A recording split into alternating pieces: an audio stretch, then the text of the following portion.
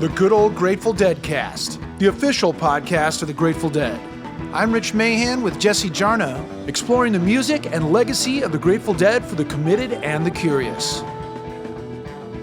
Ladies and gentlemen, fellow Deadheads, welcome to Season 6 of the Good Old Grateful Deadcast. I'm your co-host, Rich Mahan. Thanks for tuning in to another deep dive into the world of the Grateful Dead. We're kicking off Season 6 with 2 episodes celebrating the 50th anniversary of what many Deadheads consider to be one of the best shows the band ever played. August 27, 1972 found the band on stage at a benefit for the Springfield Creamery in Veneta, Oregon. Well documented in the film Sunshine Daydream, this show sports vintage 72 Dead playing their hearts out for an enthusiastic crowd in scorching temperatures. Our website, dead.net/deadcast, has extra materials for you to explore from this episode. Also at dead.net/deadcast, all of our past episodes, including complete seasons 1 through 5. And you can link from there to your favorite podcasting platform so you can listen where you like to listen. Also new for you to explore are transcripts for many of the episodes in seasons 1 through 5. Head over to dead.net/deadcast-index and click the transcript link on the episode you'd like to explore. Thanks to everyone who has contributed their stories at stories.dead.net. A fair amount of you made it into the podcast, so thanks very much for your input. Were you at any of the Madison Square Garden shows in 81, 82, or 83? Well, if you were, we need your stories. Head over to stories.dead.net and record yours today.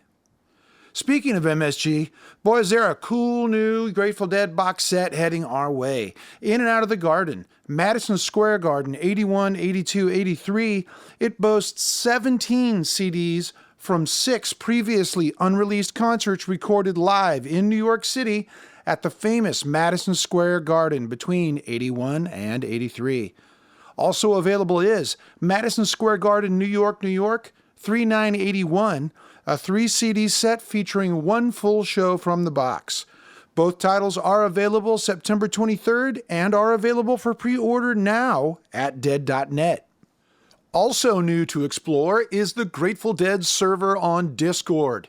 Download the Discord app on your mobile device or computer and then search for the public Grateful Dead server and click the join button. Find the Deadcast channel and chat with fellow heads about the latest episode you just listened to. Jesse and I will pop on from time to time, so we'll see you there. It's summertime in August 1972. The monumentally successful Europe 72 tour is in the history books. The band is playing better than ever and gearing up for another tour in the U.S., but there are some friends in need of assistance up in Oregon. Get ready for a trip like no other to the Pacific Northwest. It's time to hand it off to Jesse Jarnow.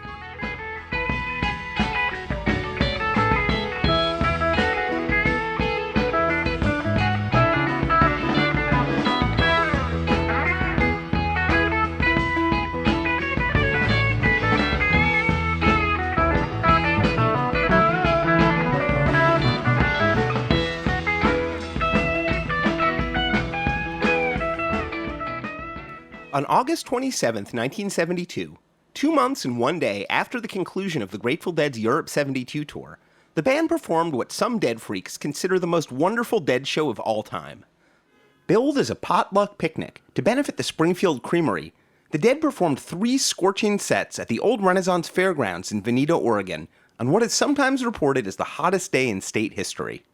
Rhino released the show as Sunshine Daydream in 2013, along with a proper version of the not quite lost but never officially released documentary of the same name. Here at the Deadcast, we're not generally in the business of unilaterally declaring anything to be the greatest Grateful Dead show of all time, let alone believing that such a thing even exists. But that's actually an irrelevant conversation for another day. 8/27/72 is in a category of its own, and the music on tape is only part of the story.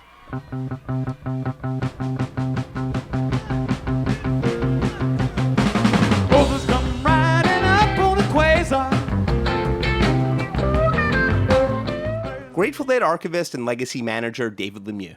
If I could go back in time to any moment in Grateful Dead history and see one Grateful Dead show, you got Cornell, you've got the Fillmore West run, the Live Dad run in 69. But the one show, without a doubt, as much as I would like to see a small theater show, maybe at the Lyceum on 5/26/72, it would be Veneta. Oh, we'd sure like to thank the Springfield Creamery for making it possible for us to play out here in front of all you folks here and God and everybody. This is really where we get off the best. And please welcome to the Grateful Deadcast, a founding editor of both Dupree's Diamond News and the Deadheads Taping Compendium, Johnny Dwork. While Cornell 77 or The Late Show from the Fillmore East at 21370 might garner more votes as the people's favorite shows, having listened to pretty much every Grateful Dead tape in circulation, I've long held that the August 27th field trip is the most historically important, most culturally essential, and most experientially powerful Grateful Dead show in the band's long and deservedly legendary history. Personally, I also feel it's their finest performance, but of course that's admittedly a subjective opinion. I don't know, this may be the first time I've ever been to Oregon. It didn't rain and now it's too damn hot. And that's partly because of the setting of it as well. The music, first and foremost, but the setting, unbelievable. So that to me is the quintessential Grateful Dead experience. The field trip, which was really the last acid test collaboration with the Merry Pranksters, happened at a time in which, unlike the original acid tests, the band had matured, they were well practiced, and they were performing at their technical and creative peak. Very different than when they first started doing collaborations with the Pranksters. They had, just a few months earlier, come off their incredible tour of Europe 72, which had them polishing to a gleaming shine many of the most beautiful, powerful, and widely acclaimed songs. The Grateful Dead and the Alembic Sound Crew returned from Europe in late May 1972 with multi-track recordings of their tour, a topic we delved into just a tiny bit last season. They spent June listening to the tapes, and spent July starting to construct the overdubs for the November release of what would become a triple LP. The band played a half dozen out-of-town shows, but by the end of the month were back in the Bay Area working on the live album. And that's where they were on July 31st, working on vocal overdubs for Truckin' and Cumberland Blues, when emissaries from the distant prankster territory of Eugene arrived. Their friends needed help. I gotta get down, I gotta get down, I gotta get down to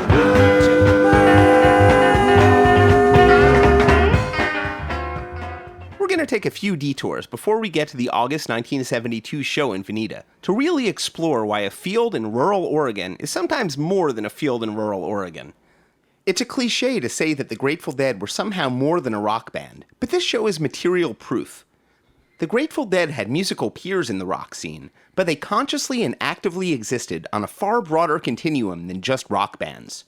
To understand the importance of the music made at the Springfield Creamery benefit, it's necessary to understand not only the history of the Springfield Creamery, but how it both grew from and became a transformative institution in the Pacific Northwest that would have an impact on mainstream American culture. And to talk about that, we need to talk about Ken Kesey. You may know Ken Kesey from such powerful novels as One Flew Over the Cuckoo's Nest and Sometimes a Great Notion, or such psychedelic harasses as the Merry Pranksters, who hosted the acid tests in 1965 and 1966, where the Dead served as house band. You only come to this movie once, and if you don't get something rewarding out of every minute you're sitting there, then you're blowing your ticket. Ken's brother Chuck was a prankster too, and we are thrilled beyond delight to welcome to the Good Old Grateful Dead cast from the Springfield Creamery, Chuck and Sue Kesey. I was a bad prankster because I had a full-time job that was pressing me every day. So my ability to get away from my job is really rare. Though the Kesey family name is often associated with Kool-Aid, the more appropriate beverage might actually be milk. Well, the creamery happened kind of just organically, even though we didn't know that word in 1960. Chuck's father had been involved in the creamery business all the time, forever. And Chuck grew up in a creamery, and that's where we met, was at Oregon State University. And we had an opportunity when we graduated Chuck's father's creamery was looking for someone to package milk in glass gallon jugs, which was kind of a throwback to the early 50s at that point, because all the creameries that were in business in the late 50s, early 60s had kind of moved on to the modern things of paper cartons and so forth, and glass was not there. So there was this former creamery building in Springfield that was not occupied, and Chuck and his dad worked out a thing where we could set up a little processing plant. We would just package milk in gallon jugs and sell it to other creameries who wanted this product to distribute. In 1961, just after Ken Kesey sold the manuscript for One Flew Over the Cuckoo's Nest, but before its publication, he returned to Springfield, Oregon, the town of his youth, and took a summer job at the Springfield Creamery. Ken did work for us while he was writing Great Notion or Cuckoo's Nest. They were so close together, I can't remember but it was when they were living in Oregon for a bit. And it was in the early 60s, 61, 63. Yeah, and he was a great plant man. He was raised in a creamery too, so it worked well. According to Rick Dodgson's splendid biography, It's All a Kind of Magic, The Young Ken Kesey, the author also came with a supply of psychedelics liberated from the closet at the Veterans Hospital where he'd worked nights and written Cuckoo's Nest. The job didn't last long, and Brother Ken was soon working on Sometimes a Great Notion, inspired by his time back in the Northwest. In the summer of 1964, Ken Kesey and the Merry Pranksters purchased the Harvester bus they named Further and drove to New York for the publication party of Sometimes a Great Notion, not to mention the World's Fair. Brother Chuck turns up in Tom Wolfe's electric Kool-Aid acid test. Did he take the summer off to join the pranksters? Never. He was gone maybe 2 weeks, I think, maybe. One of the longest vacations I've ever had. This is the truth. True. This is the truth. Yeah. Yeah. The creamery is very pressing. 2 weeks getting there, but he flew back. I flew out and met them. And I was pregnant with Kit, with our son, so I didn't attempt the bus trip. In the acid tests, I went to most of them. I missed one. I went to the first one and took Cheryl, my daughter, who is 5 at the time. And she and I went. She got into it early.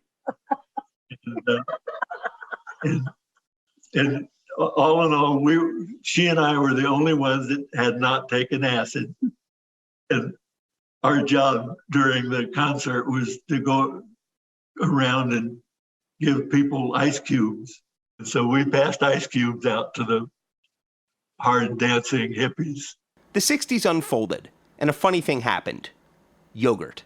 Yogurt? You've heard of it? I was recently doing some other dead-related research and came across an otherwise unrelated article that referred to the ethos of the 60s as peace, love, and yogurt.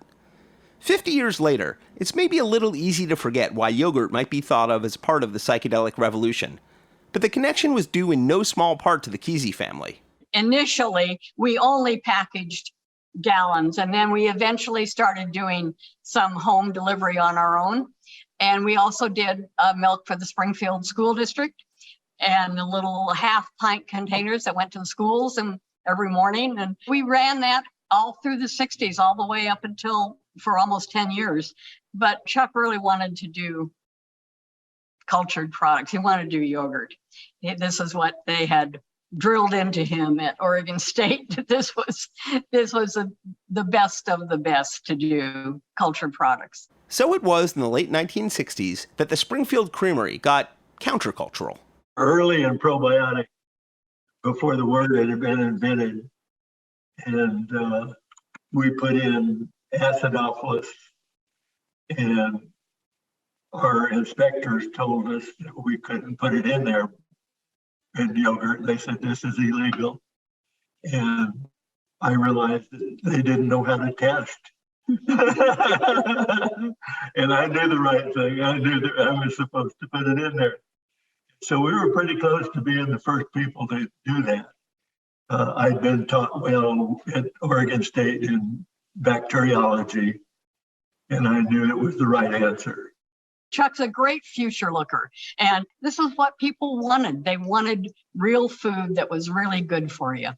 Please welcome to the Deadcast, Joshua Clark Davis, author of the exceptional scholarly book published by Columbia University Press, From Head Shops to Whole Foods, The Rise and Fall of Activist Entrepreneurs. We've posted a link at dead.net/deadcast.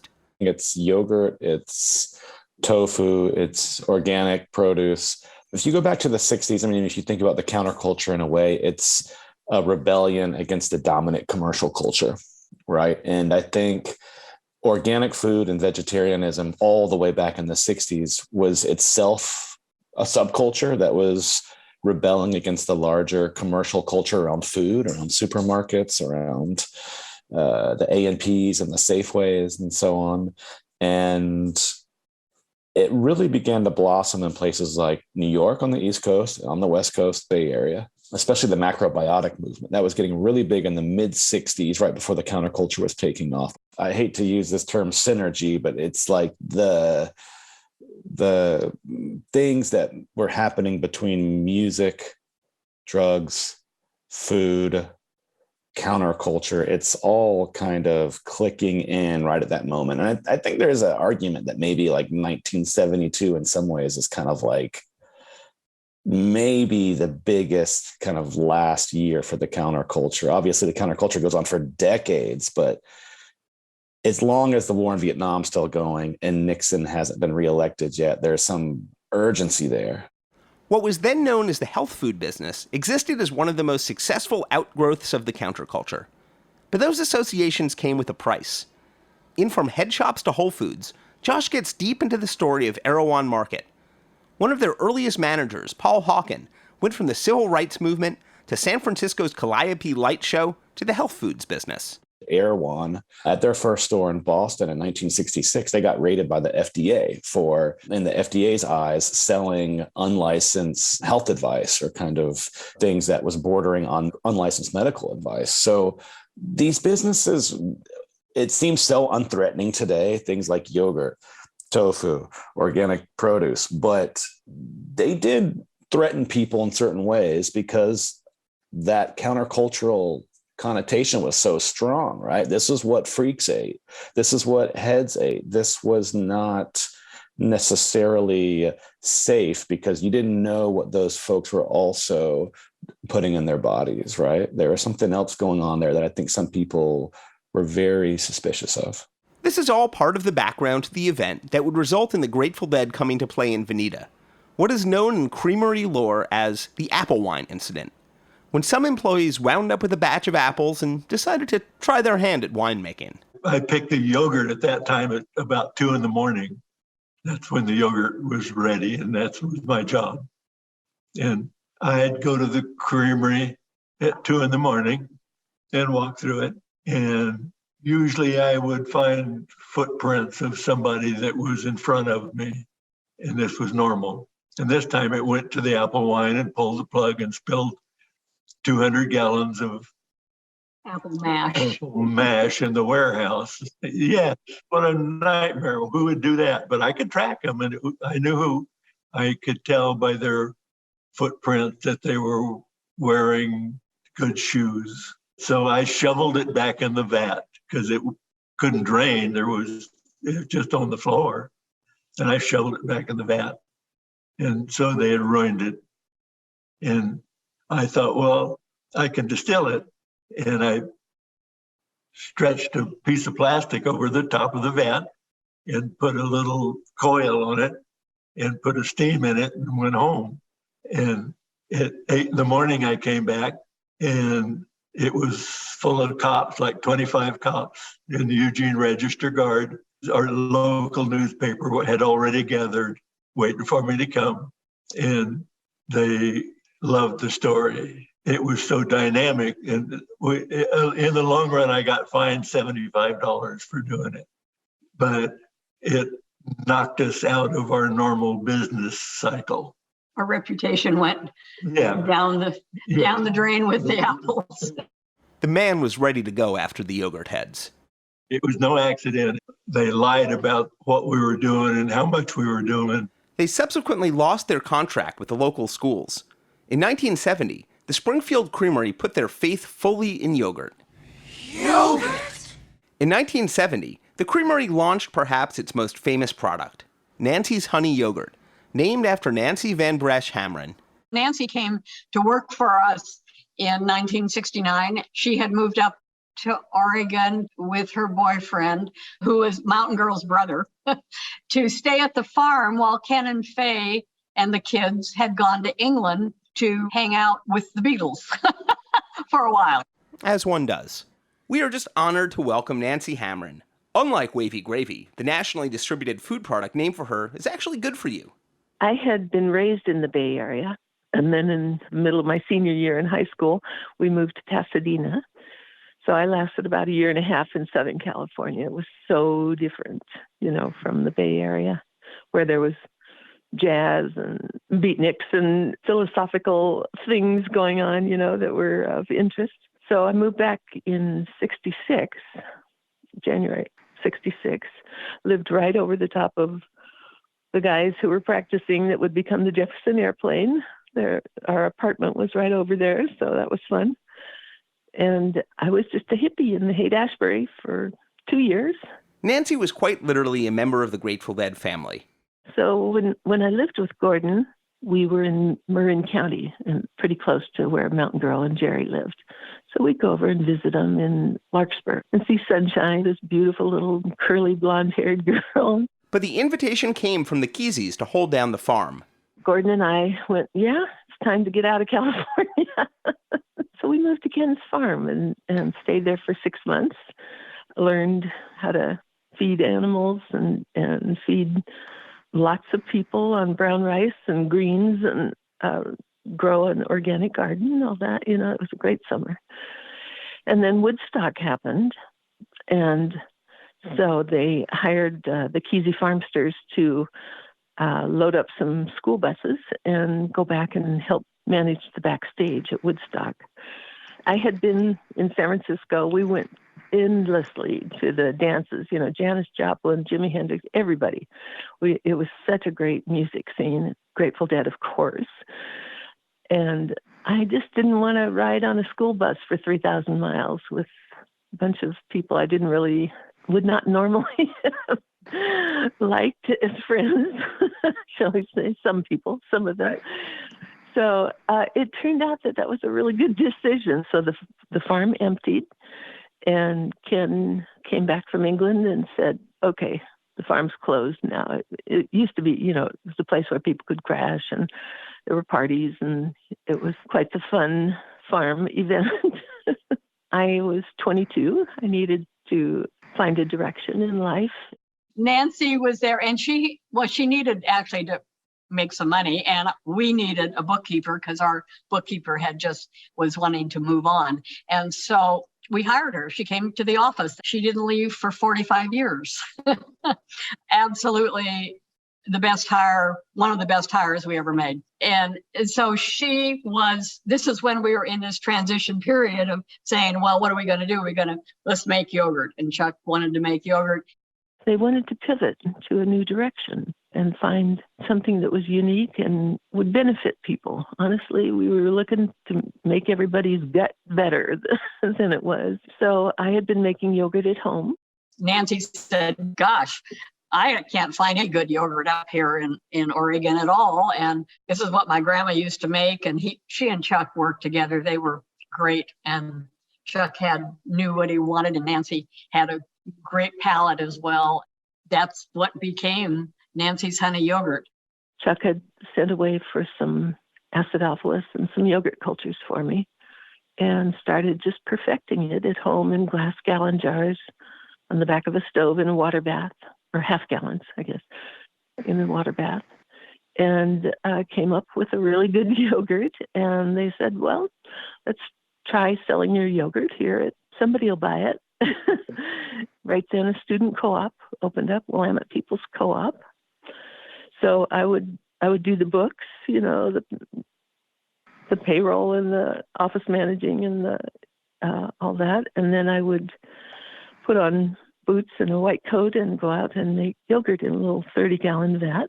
And the co-op bought our yogurt, It didn't have a name. It was just yogurt from Springfield Creamery. One day they called up to order some more, and she's manager, Marlena, from New York.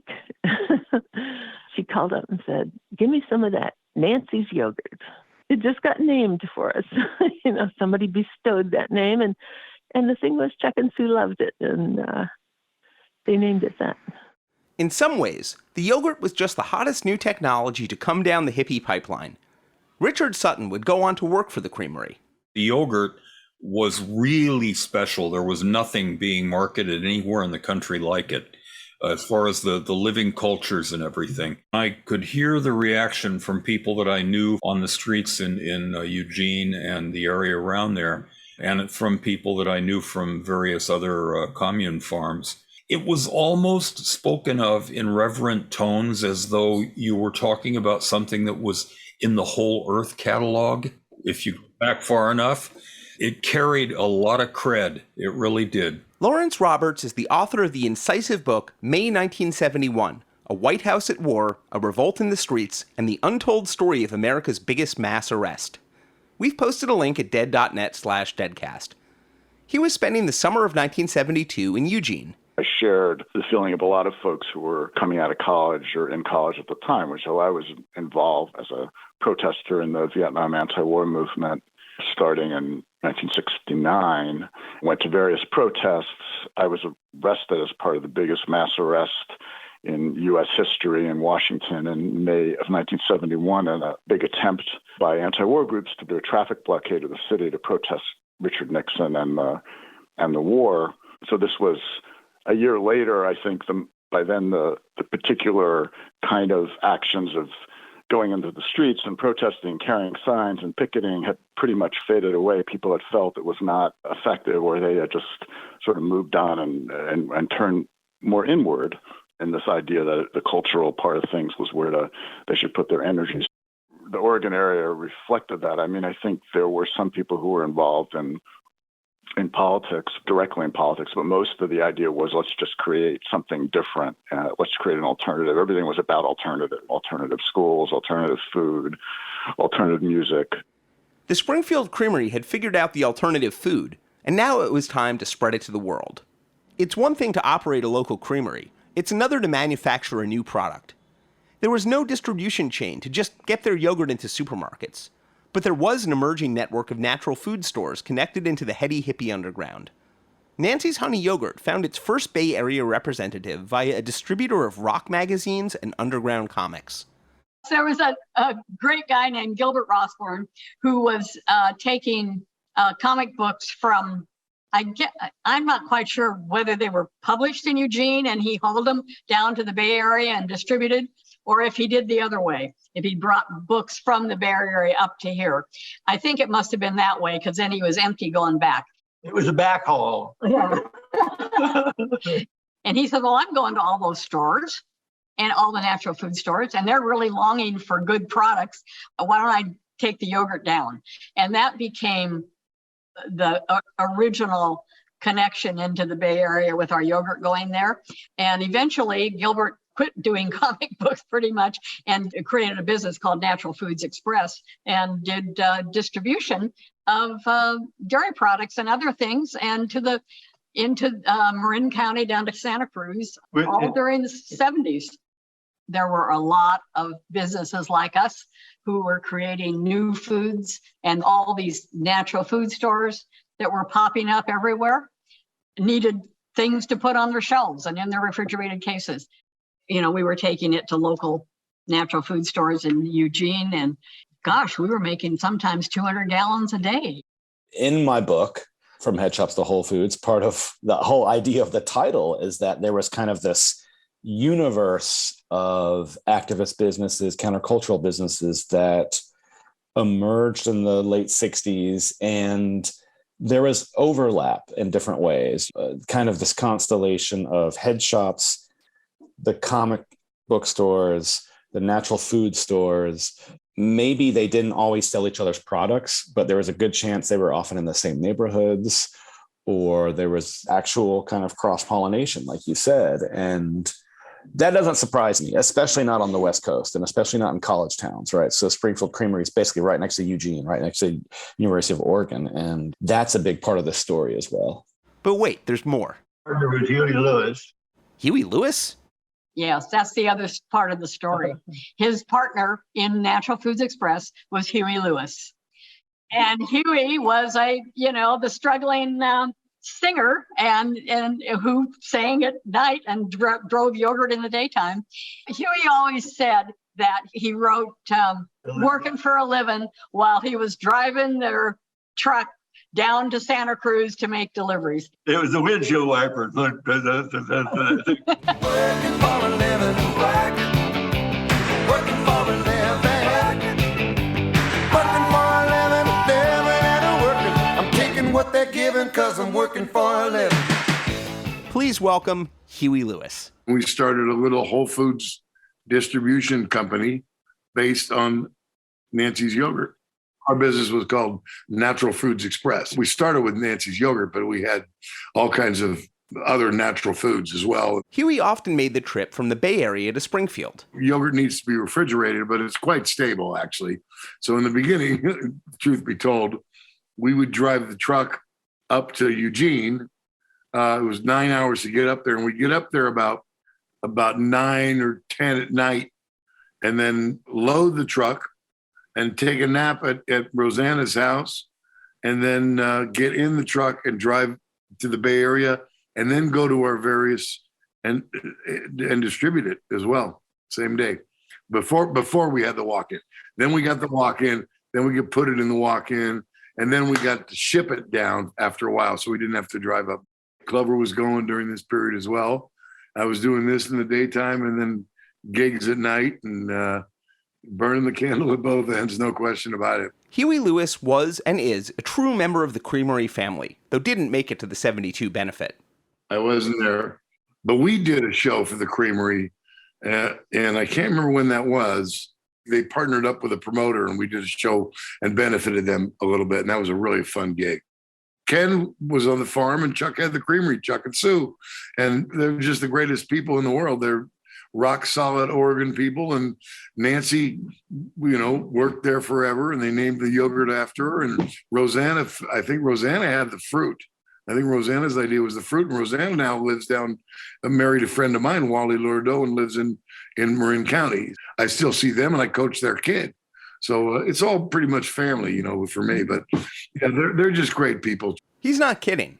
In 1993, Huey was participating in Twister, one of Brother Ken's stage productions, and the entire gaggle went to see the Dead at Autzen Stadium in Eugene, closing the circle with Huey's old yogurt route. They had a big gig in Eugene, and I was there as part of Kesey's crazy entourage, and they asked me to sit in. And I remember it was the first time I'd ever had in-ear monitors. The Dead were, I think, the first people to do that. I guess I had a harmonica with me. He said, "What do you got?" "We'll do something in E, whatever." And so I said, "Great." They gave me a microphone that was connected to an amplifier somewhere in the back line of this enormous stage. I didn't know where the amplifier. They just kind of handed me the microphone and stuck these two things in my ears.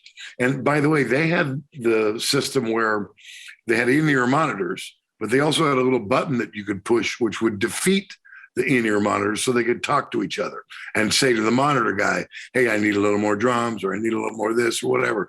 And then let their foot unpress the button, and then it would go out through the microphone. So I'm hearing them talk at the same time I'm hearing music, and I don't know where the music's from. It was the strangest notion ever. And I'm trying to play my harmonica, and I can't tell if I can hear it or not. I hear this terrible sound, and I realize, oh shit, it's my harmonicas feeding back, right? And now I look into the back of the stage, and Jerry, who figured this out way before I did, is already back there with his back turned to the crowd in the very back line, working with my amp, trying to get me nice tone. And he did that for the whole song. I thought it was so sweet, man. Sorry, we had the timesheet set for the wrong decade. Let me just shake it.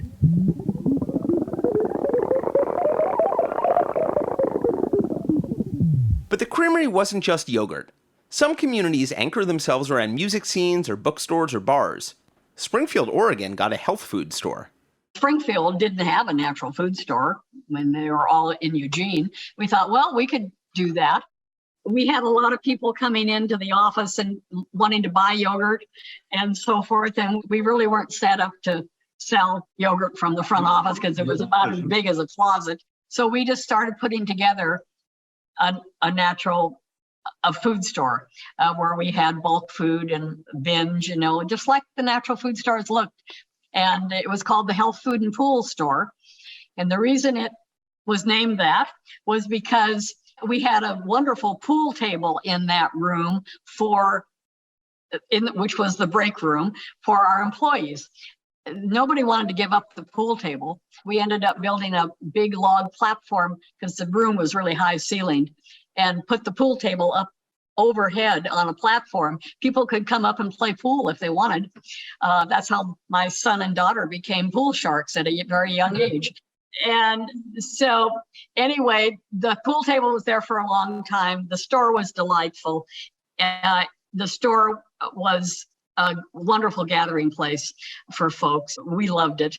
It was open until 1987 or so, when actually the whole creamery moved over to our current location in Eugene. You could come in the store. The grains and all were stored in 10-gallon milk cans, and you could play pool for free. We had a big Fisher stove, so people would stand around and talk politics. It was a hub of interest and community. It was a small community, most people were pretty, let's see, we used to call them square, straight, whatever the word is these days. Joshua Clark Davis. Why not have the yogurt, the organic food, and the antique billiard table all in the same place? I mean, we just watched Licorice Pizza, and this is kind of, really appealed to me because it had some of this type of stuff. It's like the waterbed store, and just then the guy goes on to do the pinball shop, and people were kind of mixing and matching these small business ideas in this period.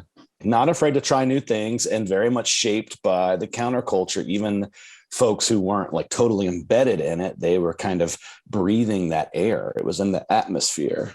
Opened in 1970, the Health Food and Pool Store quickly became a local hangout. David Koranda. It just became a kind of a natural gathering space, and that the yogurt was awesome and the people were awesome, and it wasn't very big. So you got to know people who went in there, and they got to know each other, and you saw the same people, etc. And so it was just very laid back, and unlike any other store, I think, that you would naturally go into, and certainly different than a place where you would go buy groceries or yogurt or something like that.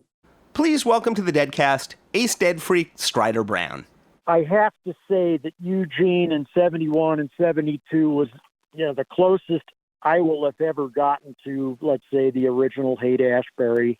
And there was still, at least for myself, a certain feeling of innocence. Richard Sutton scored a job as manager at the Health Food and Pool Store. Before I went to the creamery, was working at the Kiva bookstore in Eugene, which was on the road to the campus, and learning all kinds of weird stuff, including how to throw tarot cards.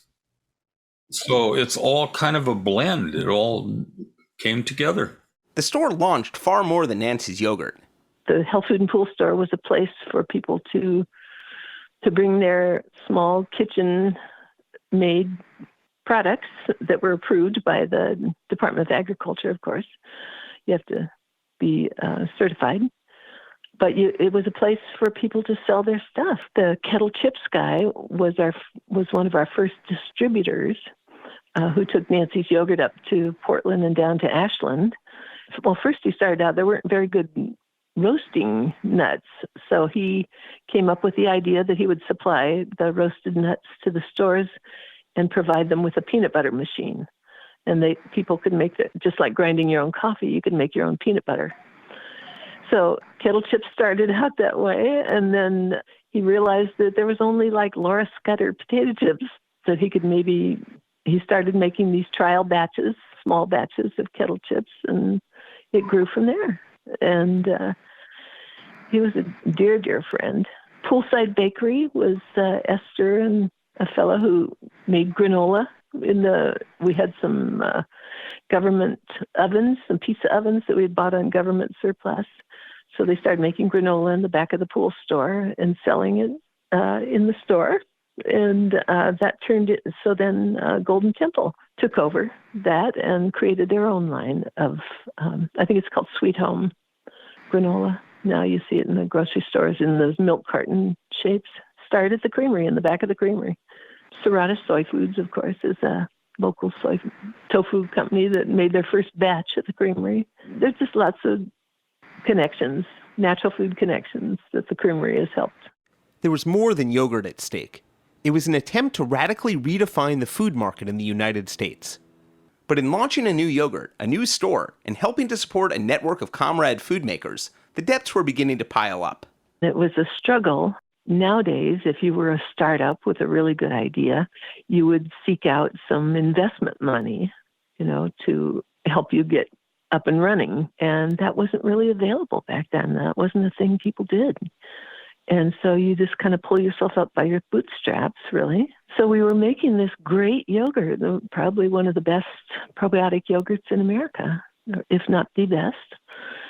And we just needed to you have to buy containers and honey and milk and labor, that you have to try to make it work within that cycle of sales and purchasing.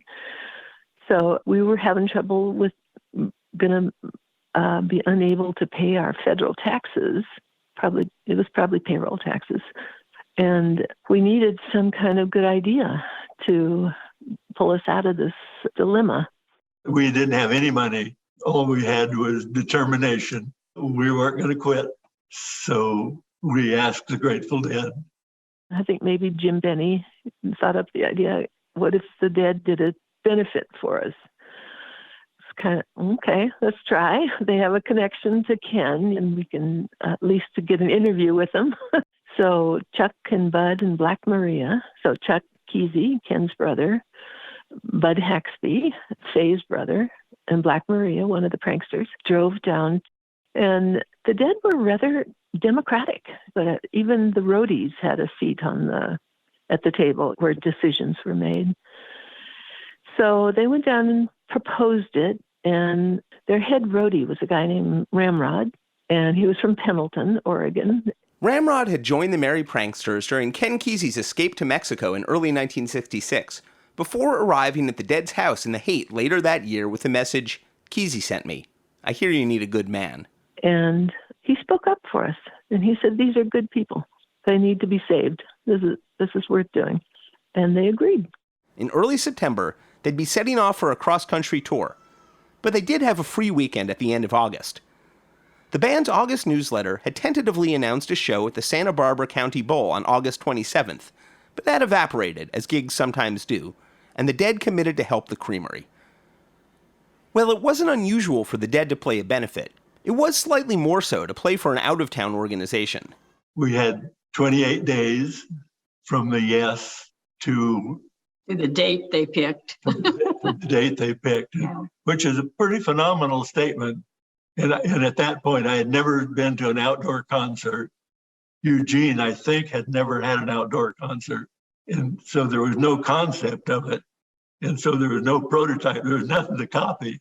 This is total invention on how to do this. They had a venue in mind, too, about 15 miles west of Eugene in the town of Veneta. And like the Springfield Creamery, the old Renaissance Fairgrounds were already home to an important local landmark and countercultural institution. What was then called the Oregon Renaissance Fair was founded nearby in 1969 and moved to its permanent home on the Long Tom River the following year. Larry Roberts. One aspect of the counterculture was this movement called the free school movement, which was a way, and the counterculture believed, to set up a system of schools for their kids that weren't part of the system. And so these independent schools were popping up all over. My project was to sort of study these schools, and the one I ended up going to visit at was a place called the Children's Community School, which at that time was located on a farm not far outside of Eugene, One of the things that the people before me did to raise money for this free school, for the Children's Community School, was to set up this annual event called the Renaissance Fair.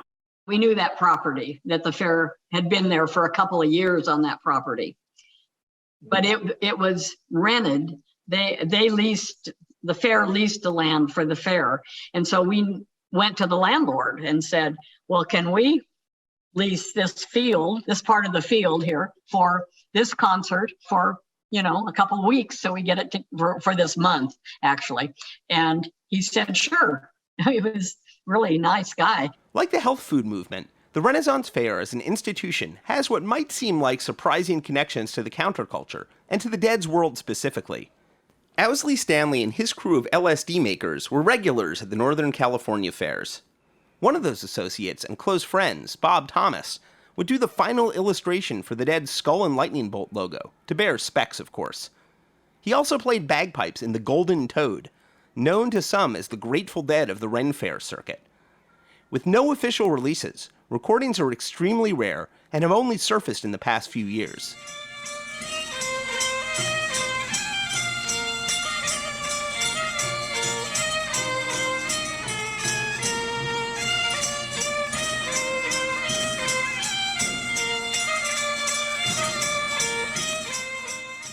We've posted a link at dead.net/deadcast.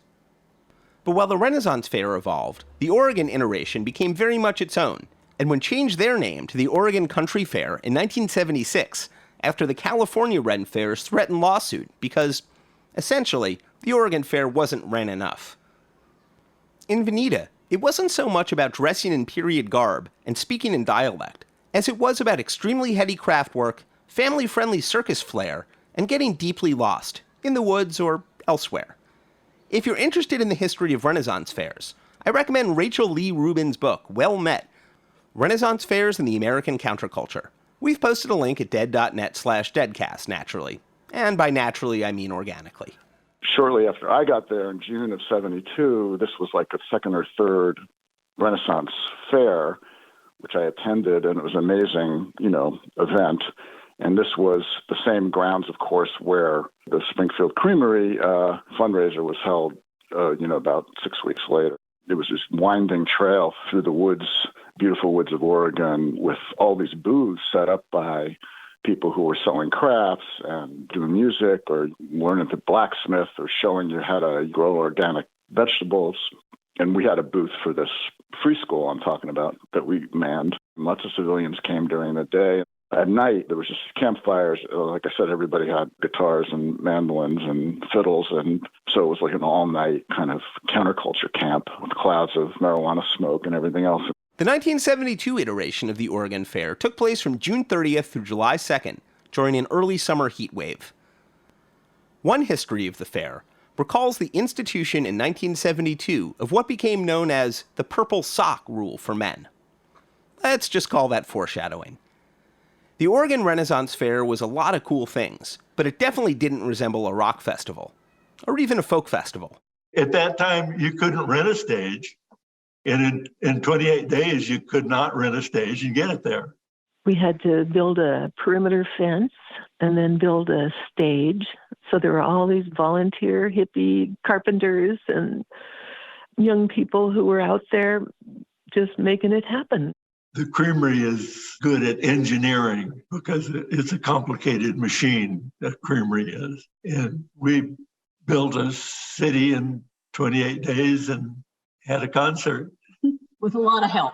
It was mostly volunteers. Almost everything was volunteers. Yeah. And the stage was built with volunteers.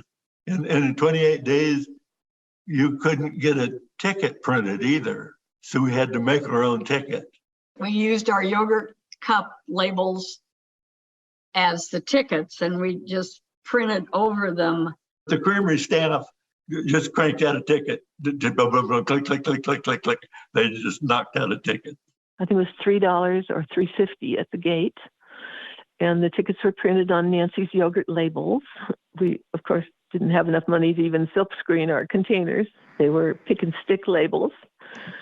And I think maybe the Kiva sold tickets, Sundance, the Student Union.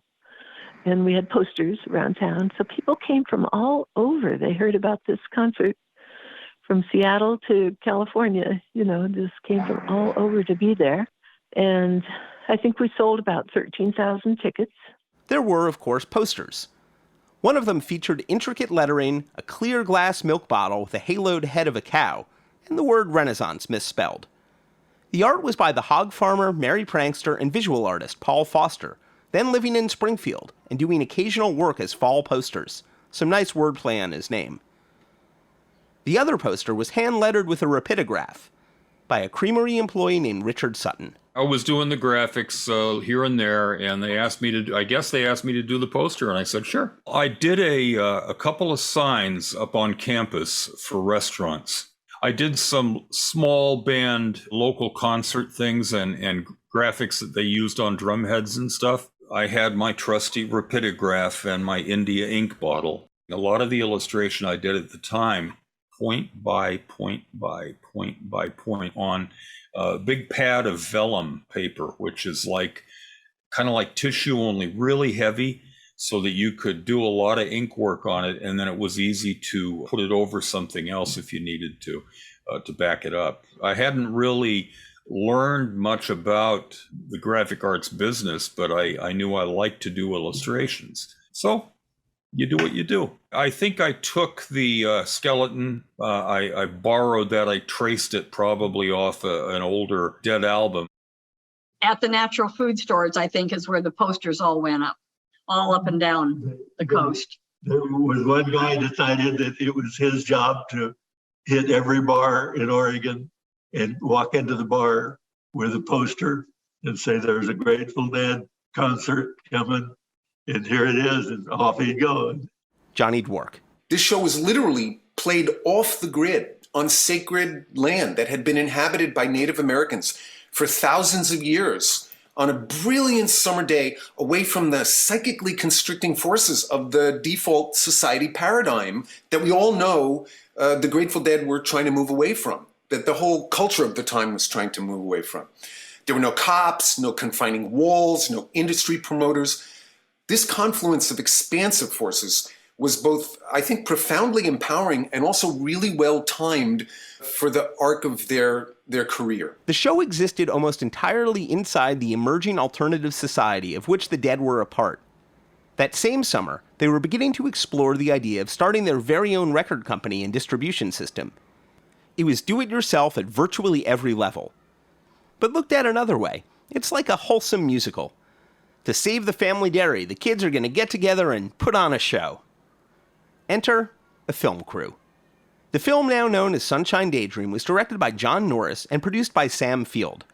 Sadly, neither are with us anymore, but I did interview Sam in 2013 when writing my book Heads, a biography of psychedelic America. John Norris was the instigator of the whole idea to film a concert. And he had been a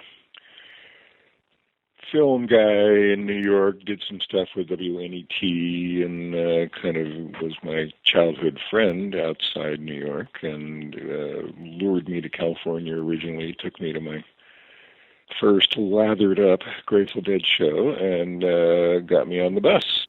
After trying to contact the Dead's management, in February 1972, collaborator Phil Daguerre went to go see Jerry Garcia play with Merle Saunders and told him they wanted to make a movie. Daguerre recalled to Blair Jackson in 1986, he seemed sort of bemused by the idea that anyone would want to make a movie about a bunch of musicians who stand on stage and stare at their guitar strings. Sunshine Daydream's filmmakers have passed on, but Adrian and Marin both helped them restore and release the project, and also directed his own wonderful mini-documentary, Grateful Days. We've posted a link at dead.net/deadcast. More than anybody else, Adrian is the keeper of the Sunshine Daydream flame. Europe 72 tour comes about. Sam Cutler calls them up and says, hey guys, I think this is your chance. This might be the one to come and check it out on. And they're like, well, we'd like to come and sort of travel with you guys, but we really need to, do some more homework, we feel. In the spring, John and Sam headed to Europe and followed the Dead on pretty much the entirety of the Europe 72 tour. Not quite riding with the band, but intersecting frequently. We included some of Sam talking about it in our Denmark episode last season. though it's one of the many topics I wish I could ask him about more. And so it was while on that tour, I think, that like an uncle or something of Sam's died, left him just a little chunk of loot. Every day things were looking more plausible. Sometime after they got back, it seems that documentarians Albert and David Maisels, famous for Gimme Shelter, had contacted the Dead about making a documentary. Initially, they were told to talk to Norris, DeGuere, and Field, who the band seemed to consider the band's film team. The Maisels fell out of the picture, and soon Sunshine Daydream was born. Earlier in July of that summer, the band did a Portland and Seattle Paramount Theater brief tour. And that was the first time I'd ever been to Oregon, going to those shows.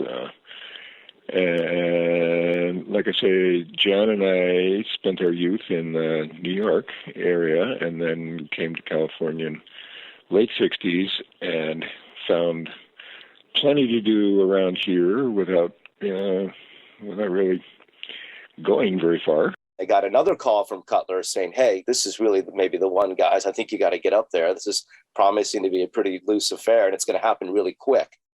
And we didn't know where or when the opportunity to film a concert would show up. Could have just as easily been in the Bay Area or in any other state. So it just sort of happened that the opportunity was there. So all of a sudden we became familiar, and then we stayed and lived there for a year doing editing and a lot of the post-production. The filmmakers connected with a group known as Far West Action Picture Services, with the excellent acronym of FWAPS, which I assume to be a Don Martin-style onomatopoeia for the sound of when a film reel runs out. Fwap, fwap, fwap. Co-founded by Merry Prankster Mike Hagan, FWAPS was a heady, hippie-style film and television company doing local television and film work. With a team of John Norris, Phil DeGuere, and Sam Field, they caught underground America circa 1972 at perhaps its deepest. Cameras started rolling as the old-fashioned stage racing began. The other thing showing our novice concert promotion side was that when we built the stage, we didn't really take into consideration the direction we were facing the stage. So actually the stage faced west, and consequently the band had the sun in their face on a day that was over 100 degrees for at least the last half of the day, maybe all day, certainly as the sun got to that level in the sky. It was where they were having trouble keeping their guitars in tune and didn't think their music sounded very good, and all of that. A lot came from that position of the stage. The volunteers the Creamery rounded up for their stage racing, and indeed much of the audience for the show, came from the communes and alternative living situations in the area around Eugene. David Koranda. There were a number of different communes at that time all around Eugene, and all of them had different things. One of them was related to food. One of them, I remember, was related to Christianity, etc. Camille Cole. There were a lot of communes in the area. There was the Mud Farm, the Goat Farm, the Church of the Creative, all the hillsides around that area were dotted with various types of communes. And we would go and visit each other, and it was definitely a family. And not long after that, I took up with I guess you'd call it a gypsy caravan, and we were the bus farm. You can picture a fleet of Victorian houses meandering down the highway, house truck, Victorian houses on the back of flatbed trucks. We raised the roof on our school bus and extended the back end. So people would pull over and wave, and we took a cross-country trip, and we were on TV in Nashville. They took us up to Graceland in Memphis. We were on display at the New York State Fair. So there's a lot of adventures in there. Camille has a memoir coming out. The Midnight Show, Bohemians, Byways, and Bonfires. We've posted a link at dead.net/deadcast. Founded the year before, The Hodads Reforestation Cooperative was a worker-owned collective that very intentionally made literal roots in the area. Strider. The Hodads were absolutely their own. Certainly they were like a cooperative that was based, of course, on tree planting and other work in the woods. During one of the early country fairs, they were having some problems with the Hells Angels, who wanted to take over the child care area and park their bikes there. So they asked the Hodads if they would do security. Plus, there were a lot of traffic jams up on the road. So the Hodads took over security. So in those days, the Hodads were sort of the savior. Working with foreman Paige Browning of the Merry Pranksters, the Hodads also helped build the stage. Loosely, the Grateful Dead and the people who were part of the Grateful Dead family were part of that group as well. Even though the Dead didn't specifically live in this area, there were people connected to them who did. And so the band were sort of peripherally part of our community. One of those was the Church of the Creative. Richard Sutton of the Springfield Creamery lived there. I moved out to a commune in Cresswell, and actually before that, around the college, I got to know a guy named Gordon Adams, and his sister is Mountain Girl, Carolyn.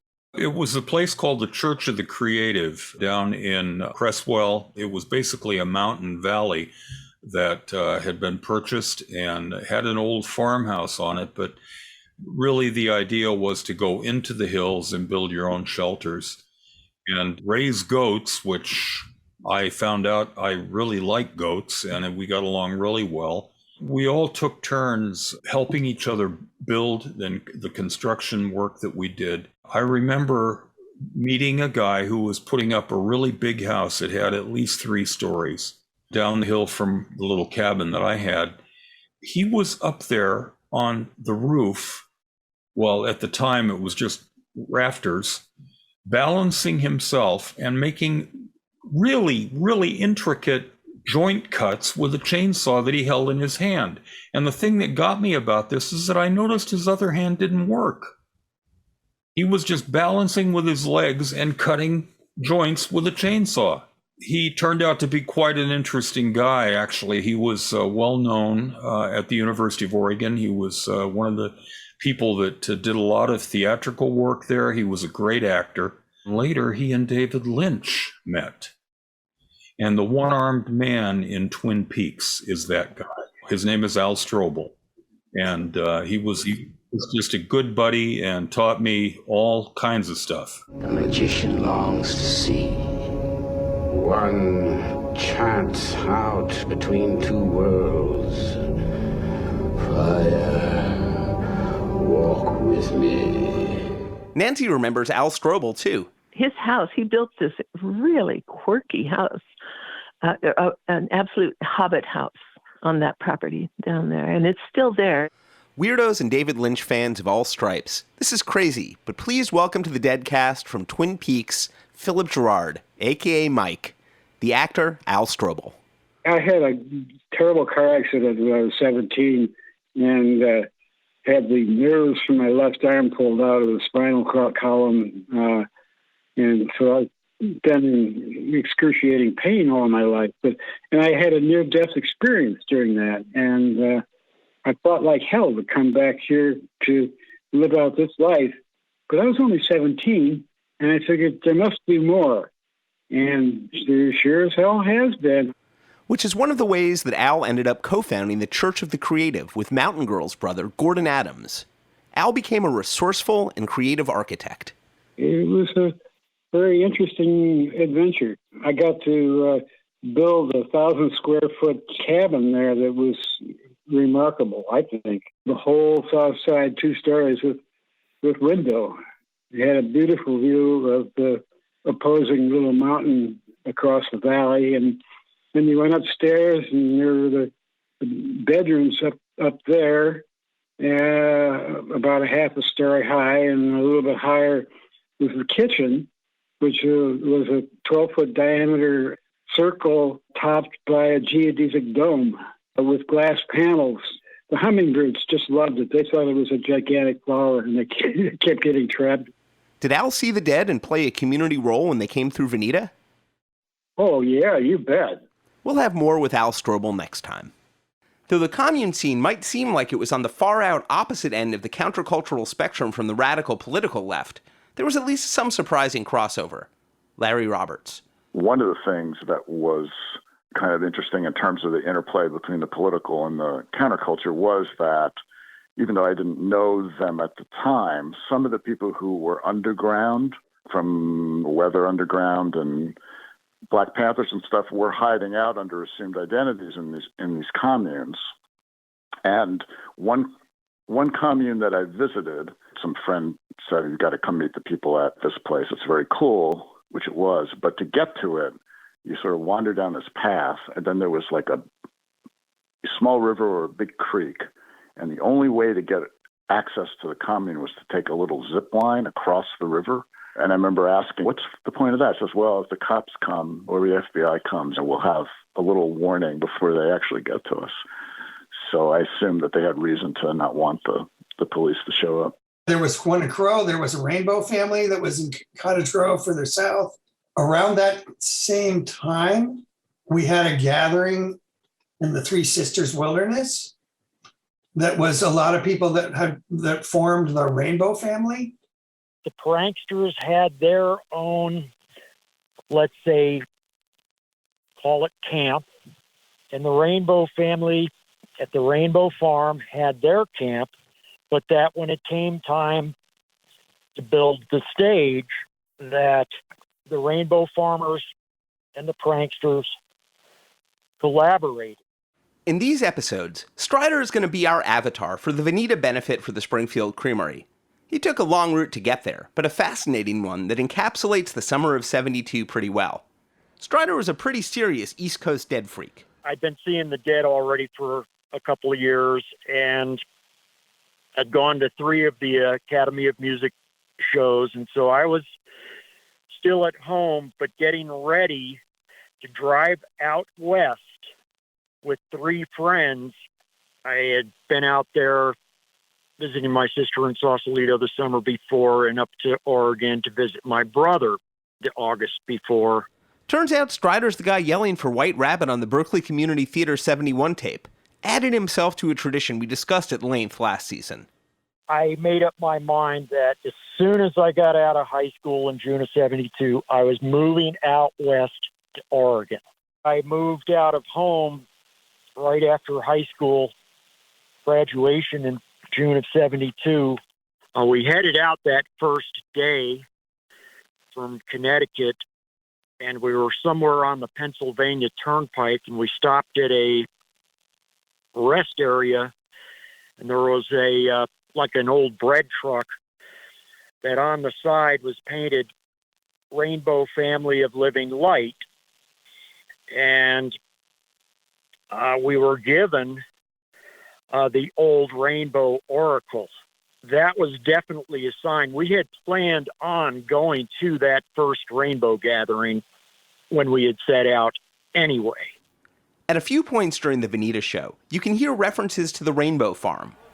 There was a poor man from the Rainbow Farm making his way out here today by panhandling a little money and got busted for it. Now the Rainbow Farm boys, they poor folks and they need money.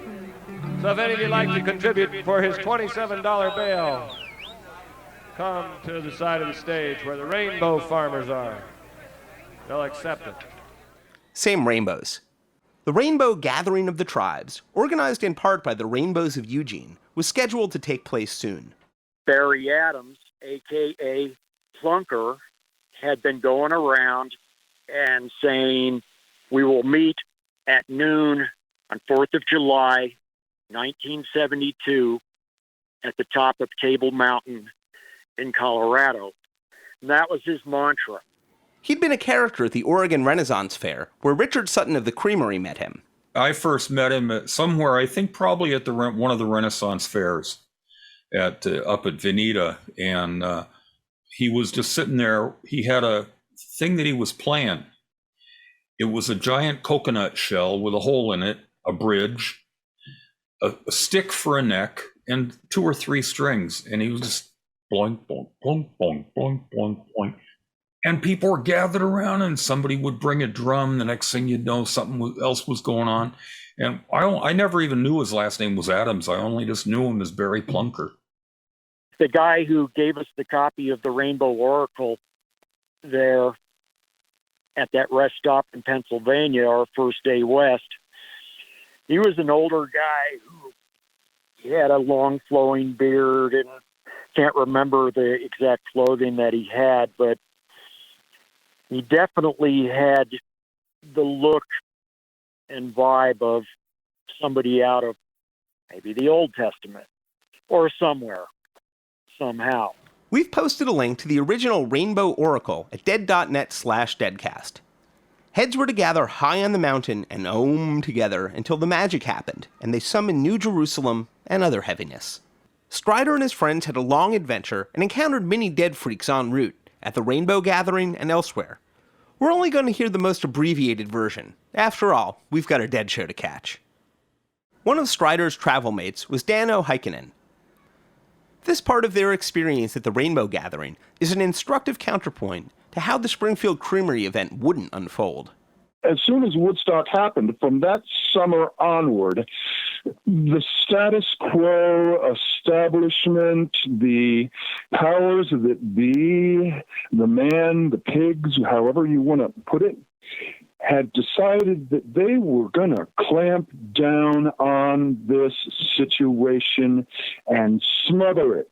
And not only were hippies being beaten up everywhere, but hippie events were being quashed everywhere. A few summers earlier, he'd witnessed it firsthand at the Powder Ridge Rock Festival in Connecticut, which was to have included Sly and the Family Stone, Janis Joplin, the Allman Brothers, Joe Cocker, Van Morrison, Fleetwood Mac, and more. You know, Powder Ridge, when it was first planned, was going to be another Woodstock, and it was quashed.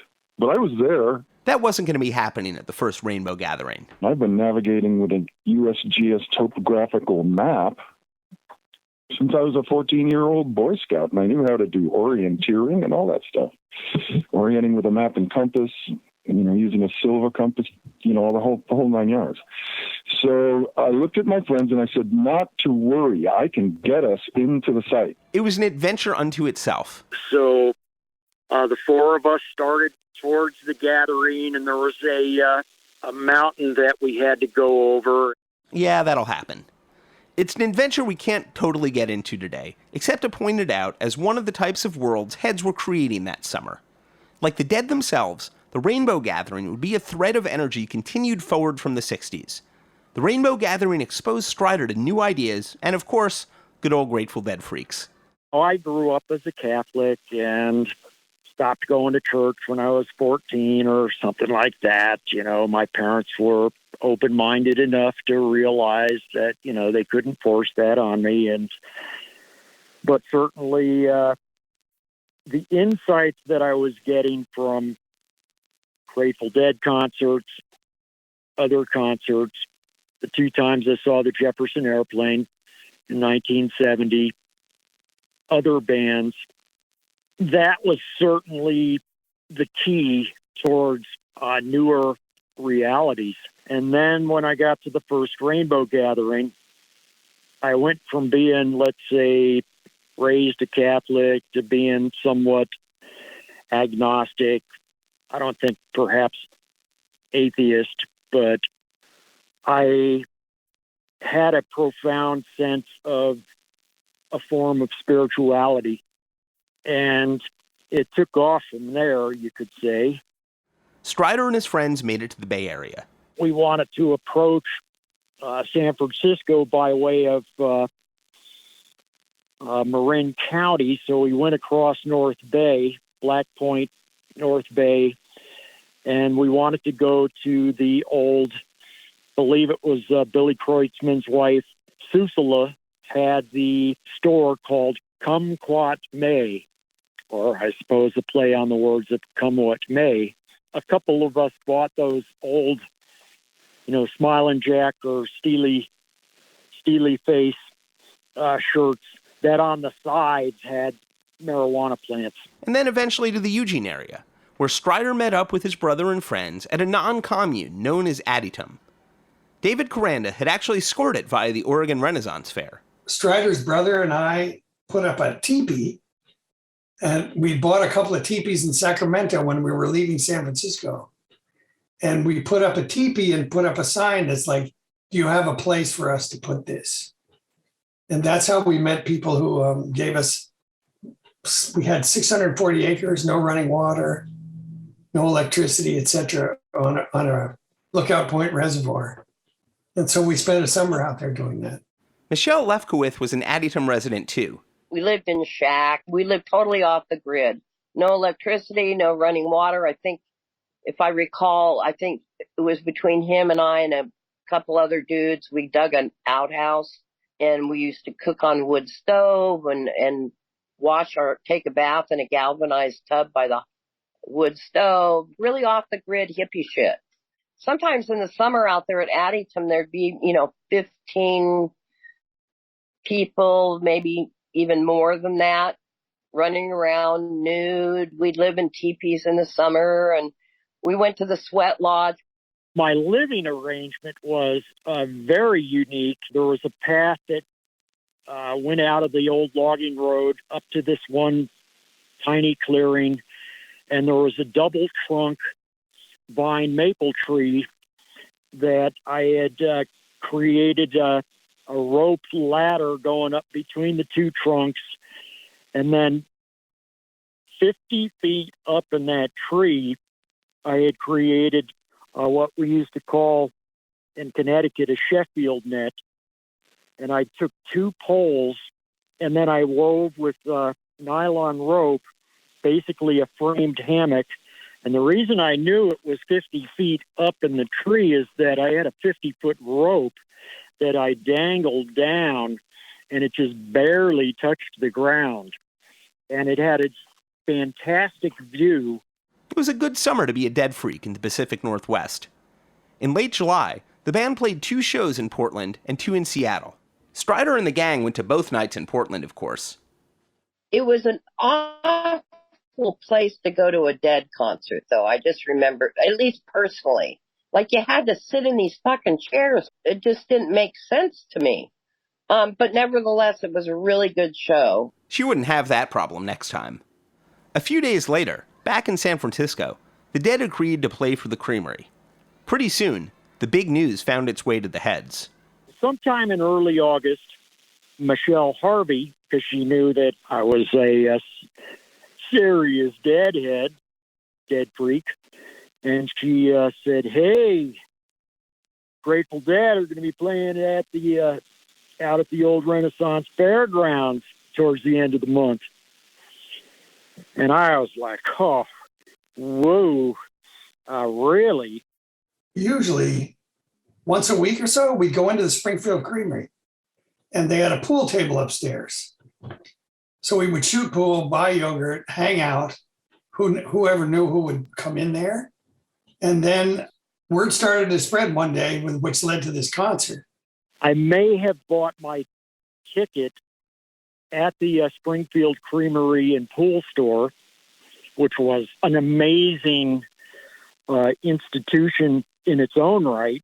Poster artist and health food store manager Richard Sutton and his coworker had an exhausting day leading up to the show. Just before the concert, we spent an entire day running around in his station wagon, gathering up all the stuff that the Dead wanted in their backstage table spread and everything. So we were running the errands, and we ran all over the town and got it all done, and came back and were so exhausted that neither of us could stand to even sit and listen to music. So that's why we missed it. Well, maybe next time. We had a caravan, basically, that we drove out there on the morning of the concert. Early morning of Veneta on August 27, 1972. Michele had this beautiful old, I believe, GMC panel truck that was painted orange. A bunch of us, I think my brother, his wife, Michele, David, myself, may have been a couple other people. We rode over in that. And then right behind us was Glenn and Odie, and we called them Whammo Glenn and Whammo Odie because we were playing Frisbee a lot. And we had this thing in Connecticut before where somebody like go, Whammo! And then like throw you the Frisbee. There were two parts. One was, we'll do whatever we can to support the creamery because of what it's become for, in a sense, for the community. And then we got to go see the dead. And so it just felt so impromptu. It was like, if there wasn't much notice, there wasn't much planning for it. It was just like, let's go. Next thing you know, the road's packed and we're hanging off the back of trucks and sitting in the back of pickup trucks and just lined up.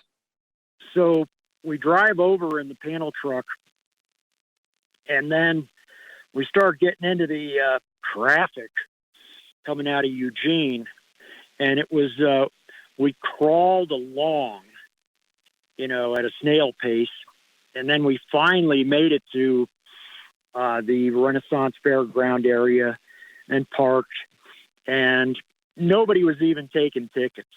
I think most people that came probably had a ticket, but they certainly didn't have to turn them in or prove it because there was nobody there. But that was it all, that's the way it came out. A few days later, the Oregon Daily Emerald estimated the crowd at around 25,000. Sam Field. There is a site with open fields, which was great for parking, and then there is a whole network of trails that are in and amongst trees with occasional widening out. And so there was a place for shade. Larry Roberts. I don't even really remember the traffic jam. A couple of my friends from back east had shown up, luckily, a few weeks before, so I brought them along, and my new girlfriend, and we knew it would be a popular thing, of course. So we got there early. We staked out some shade, which was a little hard to come by, under some trees I think you're facing the stage. It was on the left. Yeah, I had no idea what I was supposed to be doing, except I was theoretically supposed to be collecting the money from ticket sales and so forth, and actually being sure my kids and everybody else's kids were kind of collected, or at least we knew where they were. When you put on a concert, you don't have a chance to enjoy it. You're putting out fires and running around and worrying about everything and checking on people. Merry Prankster Ken Babbs was handling MC duties. All right. For all you people with kids, don't forget the kids' tent down there. Mercy and Morgan, two little girls are there now lost, looking for their mommies and daddies. At the kids' tent down there, the red striped awning. First up, starting in the early part of the day, were the new riders of the Purple Sage. This song asks the musical question, what the fuck's going on here?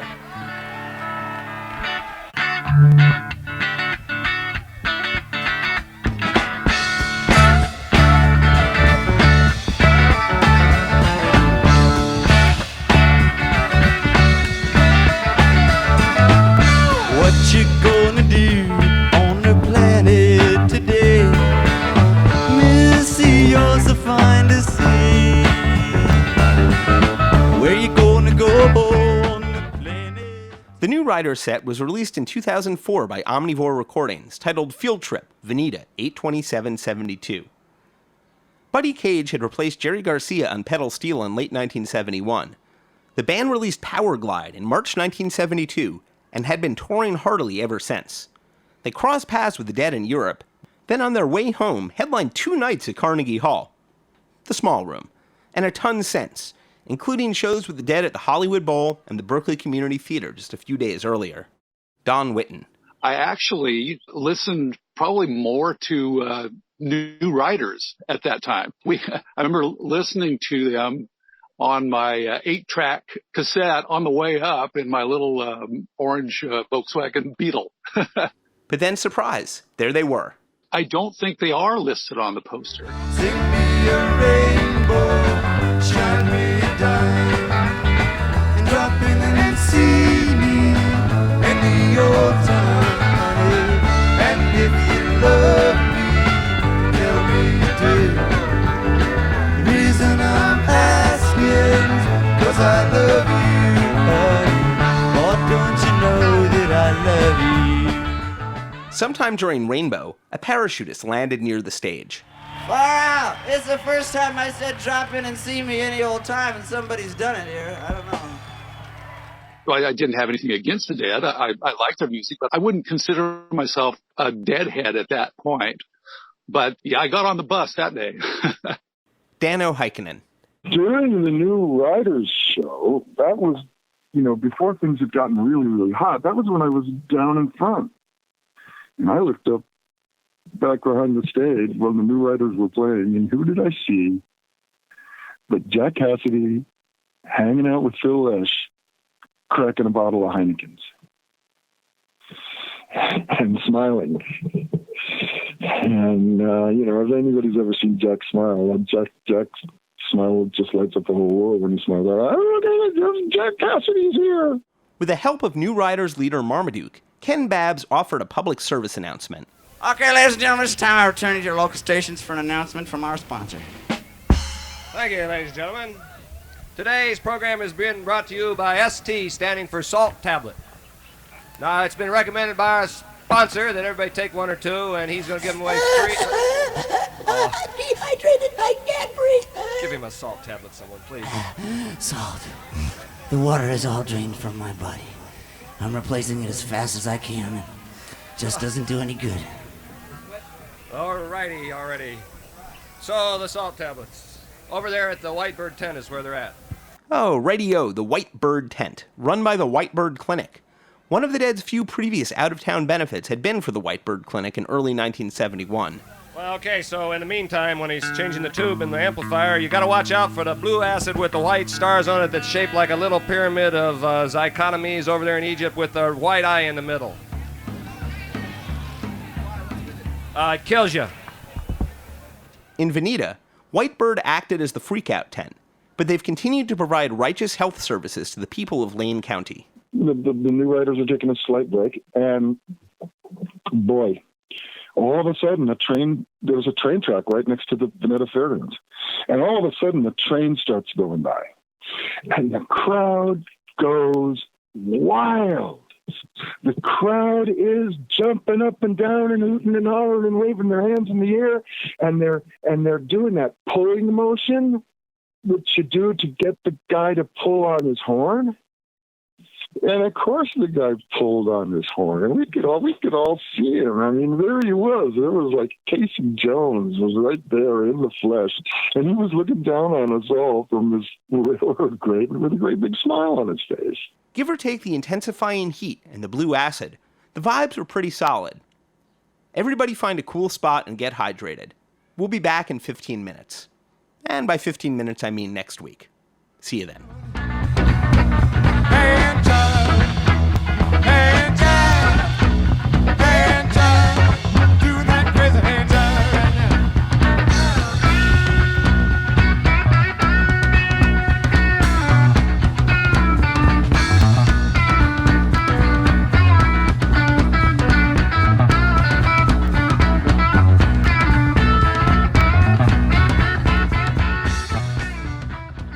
Thanks very much for tuning in, and huge thanks to our guests in this episode, including David Lemieux, Johnny Dwork, Chuck Kesey, Sue Kesey, Joshua Clark Davis, Nancy Hamren, Richard Sutton, Larry Roberts, Huey Lewis, David Koranda, Strider Brown, Sam Field, Adrian Marin, Camille Cole, Al Strobel, Danno Hikinin, Michele Lefkowith, and Don Witten.